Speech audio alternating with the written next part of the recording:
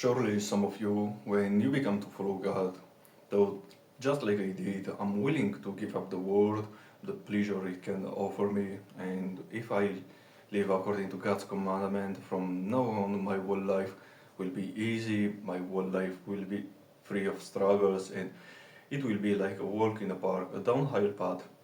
But it wasn't really been like that. On the contrary, we often find ourselves having to fight, experiencing difficult moment, experiencing time of discouragement, and having to face things we had not foreseen or considered. And this is normal in a life of faith. We see that even Jesus' apostles experienced difficult moment in Mark 4, 30, 45 to 41. On the same day, when evening had come, he said to them, "Let us cross over to the other side." Now, when they had left the multitude, they took him along in the boat as he was, and other little boats were also with him. And a great windstorm arose, and the wave beat into the boat, so that it was already filling. But he was in the stern, asleep on a pillow. And they woke him and said to him, "Teacher, do you not care that we are perishing?" That he arose and rebuked the wind and said to the sea, "Peace, be still." And the wind ceased, and there was a great calm. But he said to them, "Why are you so fearful? How is that you have no faith?" And they feared exceedingly and said to one another, "Who can this be, that even the wind and the sea obey him?" We can clearly see that the disciples were doing Jesus' will. They had to decide to accompany him on this journey, and they had embarked on the same boat with Jesus. Yet something unexpected happens.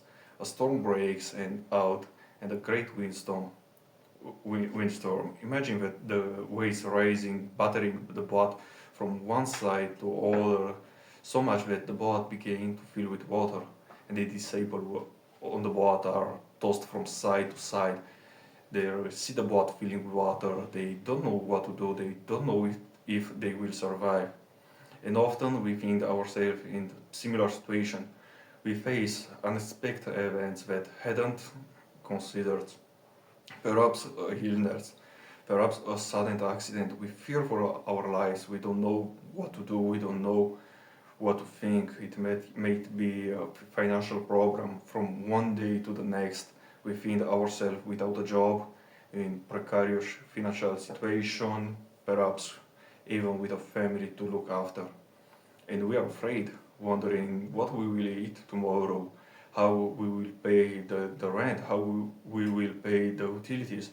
We might have a family problem with our partner, maybe a parents or children, difficult situation that earth.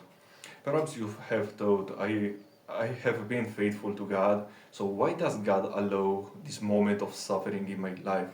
Wasn't He supposed to protect me? But God never promised you an easy life.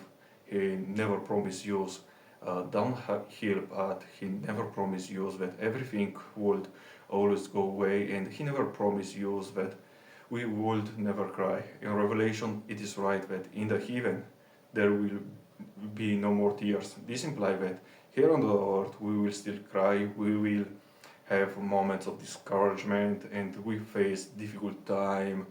In fact, in Isaiah 43, from 2 to 5, when you pass through the waters, I will be with you, and through the rivers they shall not overflow you. When you walk through the fire, you shall not be burned, not shall the flames scorch you. For I am the Lord your God, the Holy One of Israel, your Savior. I gave Egypt for your ransom, Ethiopia and Serbia in your place. Since you were precious in my sight, you have been honored, and I have loved you. Therefore I will give men for you, and people for your life. Fear not, for I am with you. This is what God promised you, that even when we will cross through the waters and the rivers or walk through the fire, God will be with you. God will be with you in difficult moment, in time of suffering. God will be with you in discouragement and confusion. He never said, "I will not allow you to suffer. I will not allow you to experience difficult time. He never say we will have battles. On the contrary, he promises you victory, and if there is a victory, there is also battle. He promises you healing, and if there is a healing, there is also sickness. And not only does God allow this difficult moment, but He used them for a right. In fact, in Romans 8:28, it is said, and we know that all things work together for good to those who love God, to those who are called according to His purpose. Therefore, even those financial problems, God will use them for your good. Even a health problem, God will use them for your good. Even the problems you are experiencing in your family, God will use them for your good. So do not be afraid, do not be discouraged, do not fear, because God is by your side, and He will give you the strength to face this battle, this moment of despair. He will be by your side, He will encourage you, and He will sustain you. And in the end, and I want to make you a question. When another piece of bad news arrives, when another discouragement comes, what we will do? We will ask God, why did you allow this? Why didn't you protect me? Or you will ask yourself, how are you, God, using this for my good?